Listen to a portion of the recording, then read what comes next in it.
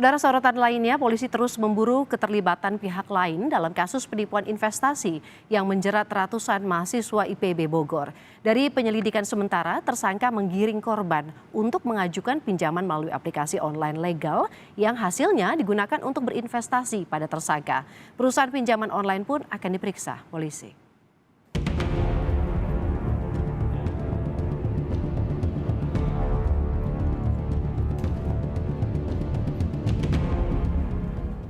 Siti Aisyah Nasution hanya bisa tertunduk ketika digiring polisi.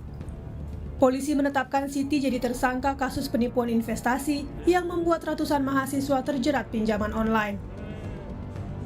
Setidaknya 333 orang menjadi korban penipuan, yang sebagian besar merupakan mahasiswa IPB Bogor. Siti mengaku telah melancarkan aksinya sejak Februari lalu. Ia nekat menipu karena terlilit utang. Untuk memikat korban, Siti menawarkan keuntungan 10-15% dari investasi toko online yang ditawarkan, yang ternyata palsu.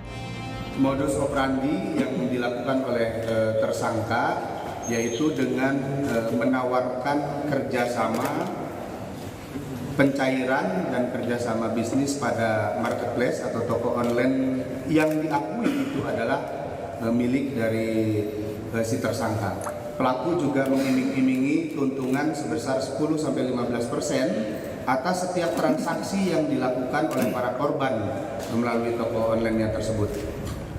Tak tanggung-tanggung, total kerugian yang dialami korban mencapai 2,3 miliar rupiah. Untuk bisa ikut investasi ini, rata-rata mahasiswa mengajukan pinjaman online 2 hingga 16 juta rupiah. Pinjaman ini mereka ajukan melalui aplikasi pinjaman online yang legal dan berizin. Kini, mereka menunggak tagihan yang jumlahnya berkisar 3 juta hingga 13 juta rupiah. Pakar tindak pidana pencucian uang Yenti Garnasih menyebut, kasus ini bisa masuk dalam ranah hukum pidana maupun perdata.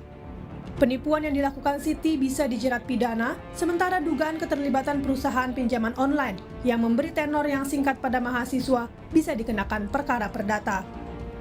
Penipuan itu pasti pidana. Penipuan dari pemilik toko online yang dijadikan tersangka itu yang membujuk para mahasiswa untuk meminjam secara online. Masalah perdatanya adalah bagaimana para mahasiswa ini membayar, bagaimanapun juga dia kan pinjam, ya kan, pinjam.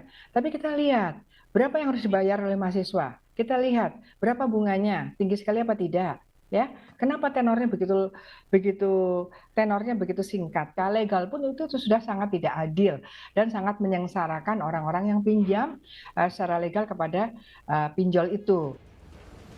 Kini polisi telah menyita mobil pelaku yang diduga dibeli secara kredit dari hasil setoran uang mahasiswa. 4 perusahaan pinjaman online pun akan diperiksa polisi sebagai saksi. Sementara posko pengaduan terus dibuka bagi korban lain yang juga mengalami penipuan serupa. Tim Liputan, Kompas TV.